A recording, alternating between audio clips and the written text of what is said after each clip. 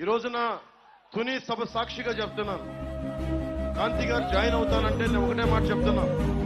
నేను తండ్రికి కుటుంబానికి కూతురికి వేరు చేసే వ్యక్తిని కాదు నేను. కానీ మిమ్మల్ని చెయ్యపట్టి సగర్వంగా తీసుకెళ్లి నేను నాన్నగారి దగ్గర తీసుకెళ్లి మరి మీరు తీసుకెళ్ళండి, ఆయనకి చెప్పి మిమ్మల్ని తీసుకొస్తానని మనస్ఫూర్తిగా.